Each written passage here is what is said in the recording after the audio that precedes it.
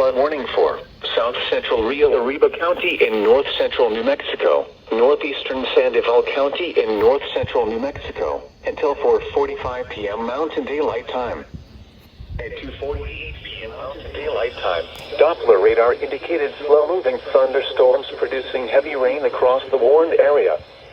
Between 1 and 2 inches of rain have fallen.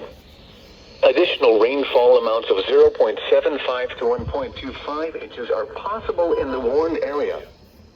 Flash flooding is ongoing or expected to begin shortly. Hazard: flash flooding caused by thunderstorms. Source: radar. Impact: flash flooding of small creeks and streams, urban areas, highways, streets, and underpasses, as well as other poor drainage and low-lying areas. Some locations that will experience flash flooding include mainly rural areas of south central Rio Arriba and northeastern Sandoval counties. Turn around. Don't drown when encountering flooded roads. Most flood deaths occur in vehicles. Repeating, a flash flood warning has been issued until 4:45 p.m. Mountain Daylight Time for the following counties in New Mexico: Rio Arriba and Sandoval.